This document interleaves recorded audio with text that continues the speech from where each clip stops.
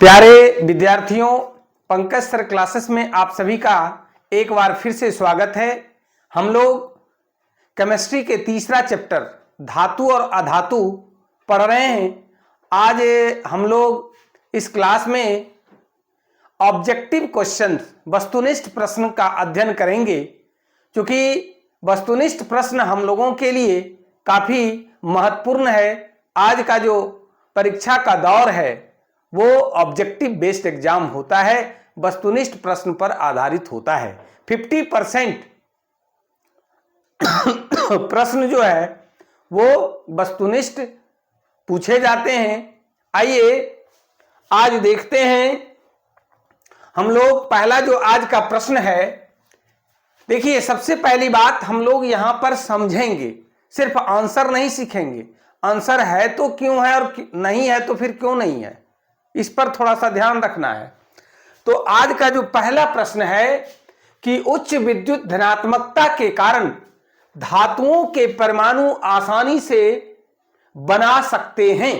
हम लोगों ने पढ़ा आयन में कि धातु उच्च विद्युत धनात्मक होता है, कारण उसमें इलेक्ट्रॉन क्या होता है, त्याग करने की क्षमता होती है। इलेक्ट्रॉन का त्याग करके वह क्या करता है, डुएट या ऑक्टेट पूरा करता है ना। यानी वो, और हम लोग यह भी जानते हैं कि इलेक्ट्रॉन त्यागने से वह क्या किसमें परिवर्तित होता है, धन आयन में परिवर्तित हो जाता है। यानी इसका आंसर क्या होगा, धनाविष्ट आयन। क्या होगा, धनाविष्ट आयन। फिर से एक बार देख लीजिए कि उच्च विद्युत धनात्मकता के कारण धातुओं के परमाणु आसानी से बना सकते हैं। क्या बना सकते हैं, धनाविष्ट आयन बना सकते हैं। और ये प्रश्न आपके एग्जाम के अलावे कॉम्पिटिटिव एग्जाम में भी पूछेगा, इसलिए ध्यान से बारीकी से वीडियो के अंत तक बने रहिए। सारा प्रश्न का आंसर आपको यहीं याद हो जाएगा। आइए दूसरा जो प्रश्न है कि निम्न में से किस प्रक्रिया के द्वारा सल्फाइड अयस्कों का सांद्रण किया जाता है। देखिए सल्फाइड अयस्क के सांद्रण के लिए, सल्फाइड अयस्क में से अशुद्धियों को दूर करने के लिए एक विशेष प्रक्रिया है ना का चयन किया जाता है, और वह है फेन प्लवन विधि।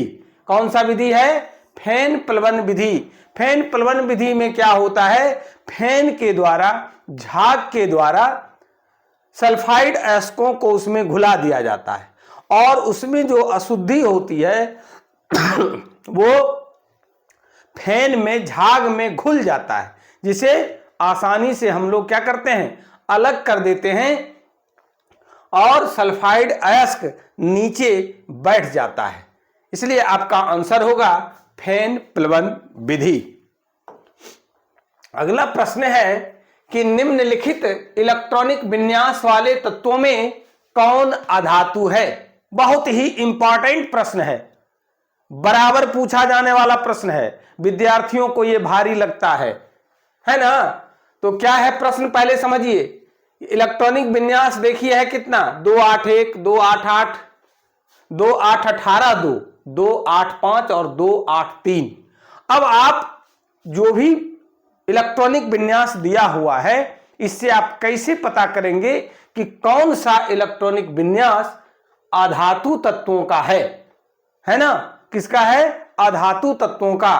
तो इसके लिए आपको यह जानकारी होना चाहिए कि धातुओं का जो इलेक्ट्रॉनिक विन्यास होता है वो 1 या 2 या 3 उसके बाह्यतम कक्षा में होता है। इसलिए उसमें इलेक्ट्रॉन त्यागने की प्रवृत्ति होती है और धनायन में बदल जाने की प्रवृत्ति होती है, जबकि अधातु क्या करता है, ग्रहण करने की प्रवृत्ति होती है ना। तो अब देखिए हम लोग क्या देखना है इस इलेक्ट्रॉनिक विन्यास में कि बाह्यतम कक्षा में कितना इलेक्ट्रॉन है। यहां देखिए 1 इलेक्ट्रॉन है, आराम से त्याग देगा। ये भी देखिए 3 इलेक्ट्रॉन त्याग देगा। तो आपका आंसर क्या होगा, क्योंकि ऑक्टेट पूरा करने के लिए 1 या 2 या 3 इलेक्ट्रॉन त्यागना आसान है, न कि ग्रहण करना। जबकि अधातु क्या करता है? ग्रहण करता है, तो है ना। तो 1 वाला ग्रहण नहीं करेगा बल्कि त्याग देगा, 2 वाला भी त्याग देगा यानी धातु, और 3 वाला भी क्या करता है? त्याग देता है। यानी धातुओं के जो बाह्य इलेक्ट्रॉनिक विन्यास होता है, बाह्यतम कक्षा में जो नंबर ऑफ इलेक्ट्रॉन होता है वो 1, 2 या 3 होता है। तो आपका आंसर क्या होगा? सी नंबर होगा, क्योंकि इसके बाह्यतम कक्षा में कितना इलेक्ट्रॉन है? 5 है, तो यह त्यागेगा नहीं, तो क्या करेगा? ऑक्टेट पूरा करने के लिए 3 ग्रहण कर लेगा, और जो ग्रहण करता है उस ऋण आवेशित होता है, वो ऋणायन में परिवर्तित होता है, और अधातु वही काम करता है। इसलिए हमेशा याद रखेंगे कि धातुओं का जो इलेक्ट्रॉनिक विन्यास होता है, उसके बाह्यतम कक्षा में जो नंबर ऑफ इलेक्ट्रॉन होता है वो 1 या 2 या 3 होता है। उससे अगर अधिक है तो समझ जाइए वह क्या है? अधातु है। चौथा प्रश्न देखेंगे कि निम्न में से कौन एल्यूमिनियम का अयस्क है? ये तो हमने जो पिछला क्लास में हम लोग पढ़े हुए हैं कि बॉक्साइट जो होता है वो एल्युमिनियम का अयस्क है, और इसी से एल्युमिनियम प्राप्त किया जाता है। आगे है हेमेटाइट, जैसे लोहा का है। अब आगे आइए, अगला जो प्रश्न है वो है 5 नंबर कि तत्वों के निम्नलिखित युग्म में से कौन सा युग्म पीतल में उपस्थित होता है? हम लोग पिछले ही क्लास में पढ़े थे, है ना। क्या पढ़े थे? कि इसमें जो है पीतल में कॉपर 80% होता है, और जिंक कितना होता है? 20% होता है।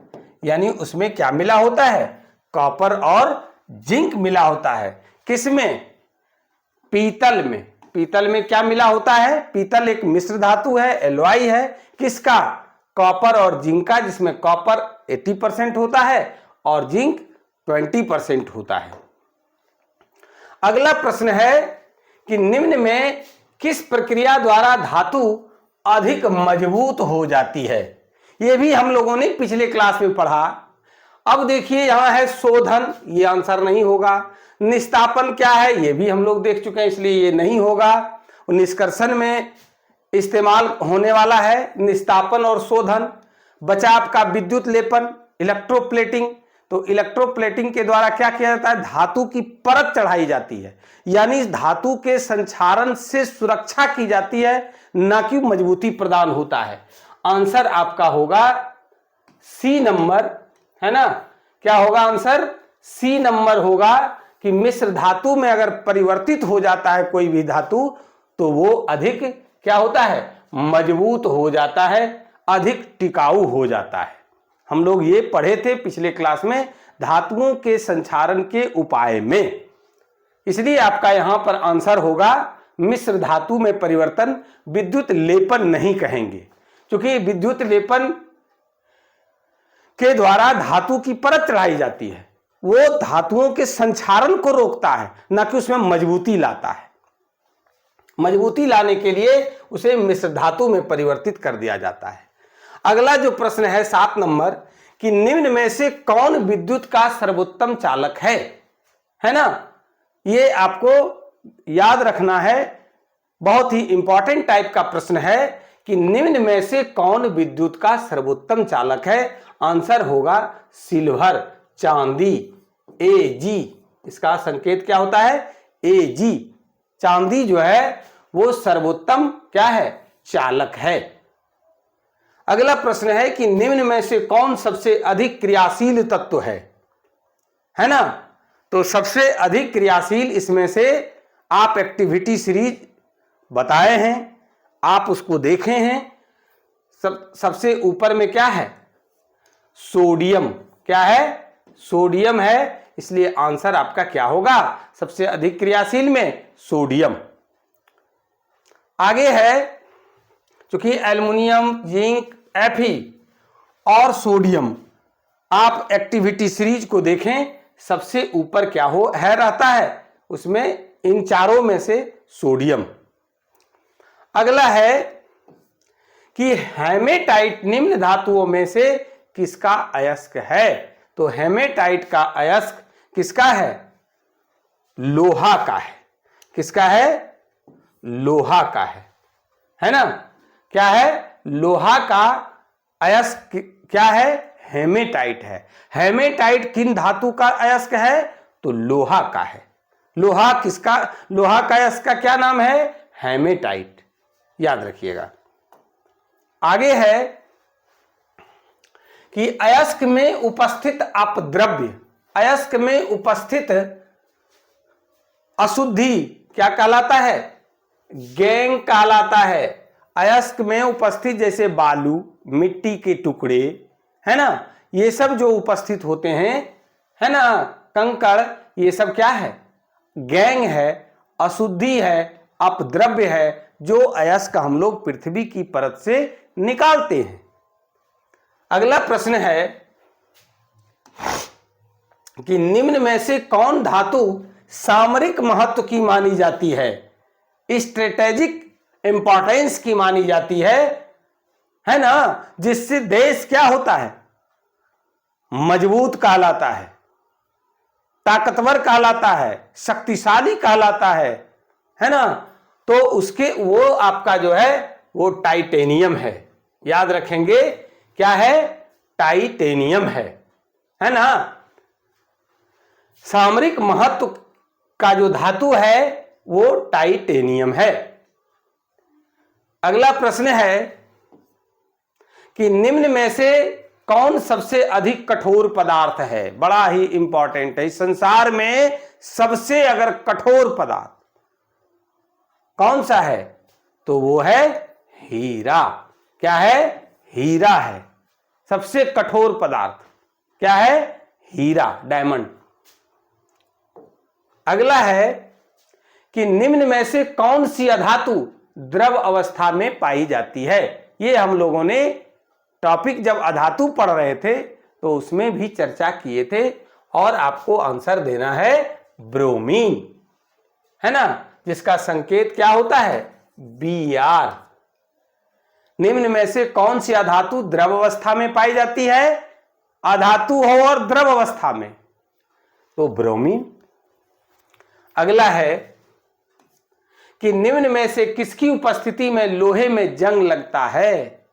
ऑक्सीजन की उपस्थिति में, CO2 की उपस्थिति में, सिर्फ जल की उपस्थिति में? नहीं, तो आर्द्र वायु की उपस्थिति में, ऐसा वायु जिसमें जल हो, नमी युक्त हवा हो, नमी युक्त वायु हो, है ना, तो आर्द्र वायु के कारण लोहे में जंग लगता है। लोहे में जंग लगना धातु के संक्षारण का उदाहरण है। धातु का क्षय होता है, उससे नाश होता है।